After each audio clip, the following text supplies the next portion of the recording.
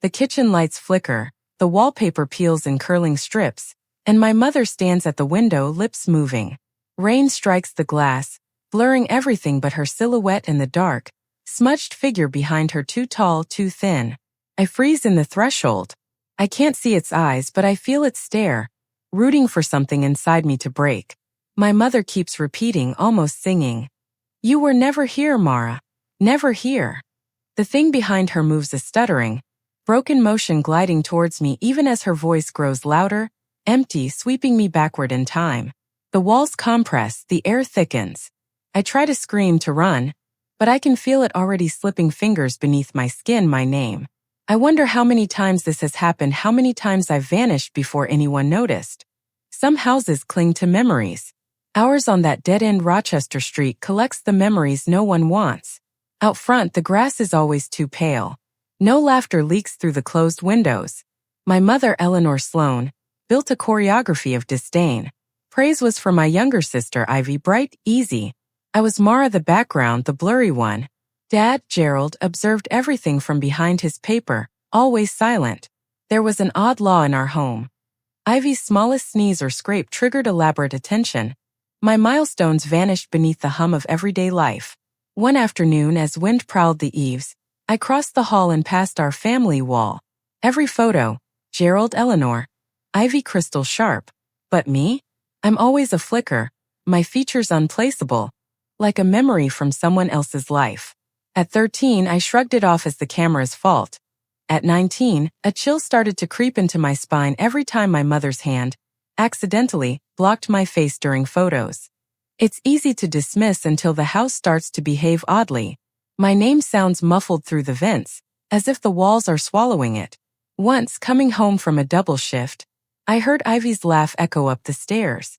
I smiled, called out, "It's just me." No answer, not from anyone. I discovered all the other doors were left open for Ivy, but locked for me. The first unmistakable warning came during a rainstorm. I was 14, clutching a blue ribbon from math team. I waited in the kitchen. Eleanor was folding shirts, humming back, "Turn to me."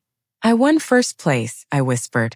The washing machine started shrieking, a sharp metallic shrill that made my scalp crawl. Eleanor didn't look up. "That's nice. Ivy's volunteering at the hospital tonight. That's real impact." Her words turned to static as the room darkened, the world muting around me. That night, after everyone slept, I checked the photo wall.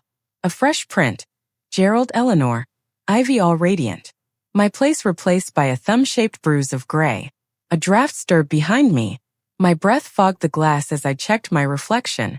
For a blink, there was a second shadow behind my shoulder, tall, blurred, wrong. I ran to bed, heart pounding, feeling the house shift. As I pulled my covers up, I could have sworn I heard my mother whisper, "Not yet. Not yet." If a house can forget you piece by piece, what happens when something inside it learns your absence is a wish? Each night, Mara's reflection slips further out of focus, and old doors, the ones that shut her out, begin to lead where they shouldn't. She wants to be seen, but something else is waiting in the shadows, eager to remember her only as a memory best erased. Everyone thinks hauntings begin with footsteps or icy drafts. Mine began with absence. The things my family didn't say. The touches that landed too hard or missed entirely. Eleanor's voice, slicing the silence at dinner. "We're proud of both our girls, but Ivy is changing lives." Ivy's ribbon on the mantel. My accolades vanished, sometimes quite literally. The house itself grew restless. Sometimes my trophies disappeared, shelves left blank, dust marking squares where my things once sat. My old diary, filled with angry confessions, vanished. Ivy's books multiplied by the day. If I tried to question it, Eleanor would just smile. "No one likes clutter, Mara." Some days I'd think I caught my own voice echoing in an empty stairwell, fainter, more garbled each week. My bedroom door, once easy to close, now stuck as if swollen by rot, so sometimes it never shut at all, leaving my sleep exposed. At night, Ivy's voice would drift through the vents, but muffled, like she was speaking in another house altogether. "Do you think she knows? Should we tell her?" Always punctuated by silence. Always about me. Then came the scratching, the sound of nails or fingertips at my door, slow and methodical. I'd brace against the sheets, unable to move until it passed. I'd find faint marks in the morning lines, shapes, sometimes my own name, sometimes nothing at all. One evening I touched a picture on the wall to adjust it, and the glass felt hot like skin fever warm. Inside the frame, the photo flickered, my own face flashed from smile to scream and back again, pixelating, blurring, some other expression leaking through until I dropped it. When I checked again, it was blank where I should be. The night before I left for university, Eleanor caught me in the hallway. She didn't meet my eyes. Ivy will look after the roots while you're gone. Then quieter. Some people just fade, Mara. Try to make yourself useful. She walked away, her footsteps echoing as if the hall doubled in length, and every light bulb on the upstairs landing went out. That week, my dreams were dense with static.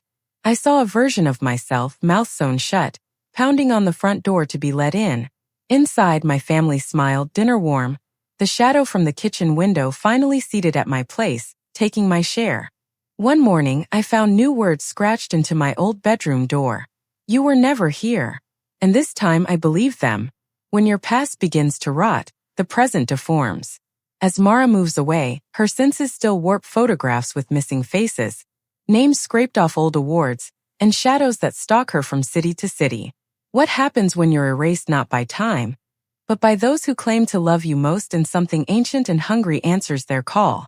University gave me thousands of miles and an ocean of silence. And still at night I jolt awake, sure someone or something was standing over my bed. In dorm photos, somehow my features always looked washed out compared to everyone else's. On calls, my mother updated me only on Ivy. Ivy's internship, Ivy's research, Ivy's real impact. My part came only as, Mara, did you pay the bill? Even after graduation, after moving to Seattle for a new life and a job I clawed out for myself, emptiness seemed to seep out of the drywall. My neighbor David Kim noticed first. You look tired. Bad dreams. I never answered honestly. Could I really describe the uncanny chill? The feeling that wherever I went, the echoing sounds from my parents' house followed me? After my MBA graduation, I threw myself a celebration, empty gestures, expensive dining rooms, colleagues who toasted me as if practice could forge real pride. Eleanor and Gerald arrived late, unimpressed, their words laced with rehearsed disappointment. Ivy wasn't there, but everyone's conversation twisted back to her. Ivy's a hero, Ivy's saving lives. If someone tried to redirect the focus back to me, Eleanor's smile grew thin. Gerald's fist tightened around his glass. The night dissolved in a sour swell. As my manager toasted me, a rare moment where I felt seen, Eleanor leaned over, her words sharp and sudden. Why do you always need so much? Ivy never makes this kind of scene. I wanted to bite back, to say under for anything under, but fear welded my tongue to the roof of my mouth. Then, in front of everyone, her voice changed, lower, hollow. I wish you were never born. Time split. The restaurant soundscape slowed, forks hovered. Music bent in and out of tune. I felt the world edge away, the carpet shifting beneath my feet. Something behind me, reflected in a mirrored wall, moved, the now familiar blurred presence, my own features twisted, beckoning me to follow. An ache split my chest, I couldn't breathe. I walked out into the rain, the cold night clutching my throat. Every light on the street smeared into smudges, as if the universe itself wanted me faceless. Back in my apartment, the usual glowing router blinked once, then died. 11 missed calls. Eleanor, Gerald. One text. You shamed us. Are you proud now? I sat in total silence. My skin prickled. A gentle scrape sounded by the front door. I gathered my courage and approached.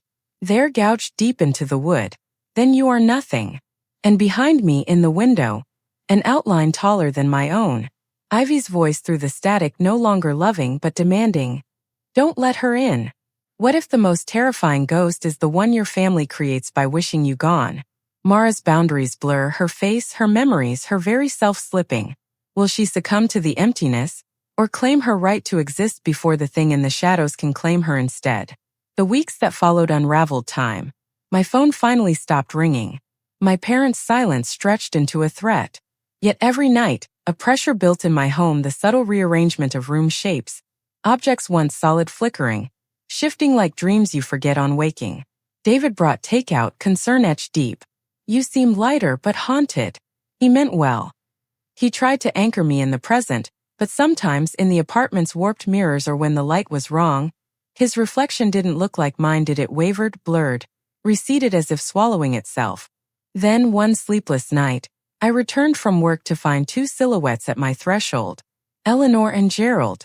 Their outlines stretched and warped by the porch light, eyes wide, wrists thin as wires.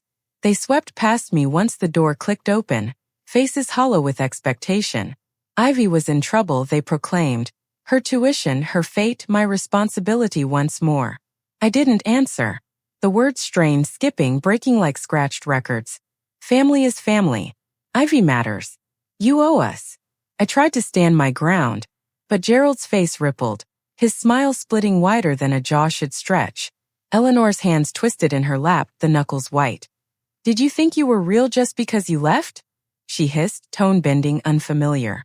My trophies and childhood photos began to fade right there in the hallway, the colors draining, the frames trembling as if shaken by a distant earthquake. The air vibrated with 100 whispers, my name, my sins, all my silences and small mistakes, echoing harder than any praise. The shadow in the kitchen, impossibly tall, thin, materialized, not just in the glass but standing by the fridge, arms beckoning with my own hands, face half-formed and weeping. The ground slid under my feet. Gerald and Eleanor flickered, dissolving into the paint, leaving only their voices. You were never here. You don't deserve to stay. David reached for me, startled. His arm passed through my shoulder for a moment. I swear I vanished. But something broke through.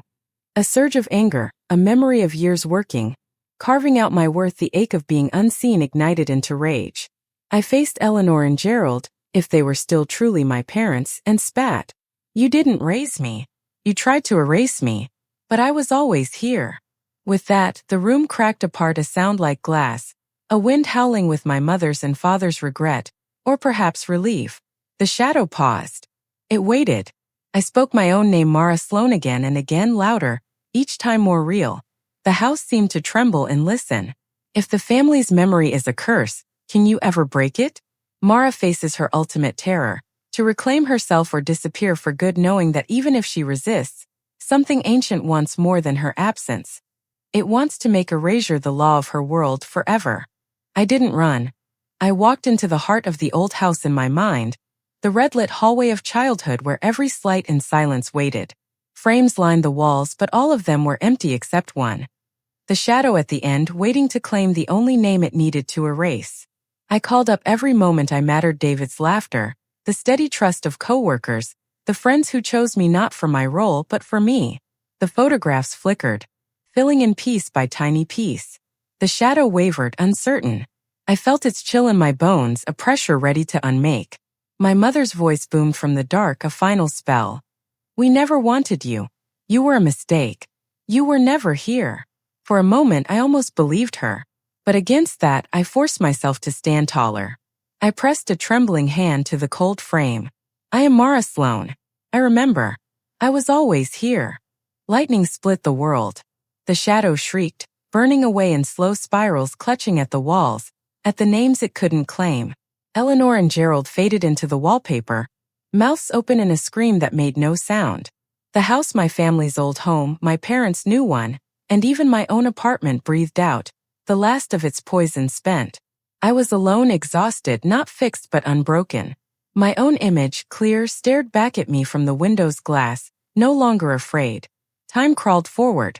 David returned, offering warmth and wit. At work, I signed the leadership contract, a new name on a fresh start. Messages from strangers flooded in, people who said, "You said what I never could. You proved I exist. I remember you." I carry those memories like charms, reminders burned into every corner of my new life. When the night wind whispers that I could still be gone, I answer it. No, not anymore. Now when I glimpse something tall and strange in the dark, I let it look and let it know I'm never leaving, no matter how many times my name is forgotten. Because the deepest horror isn't being haunted, it's being erased. You only vanish if you let yourself, so I haunt my own story, forever unforgotten.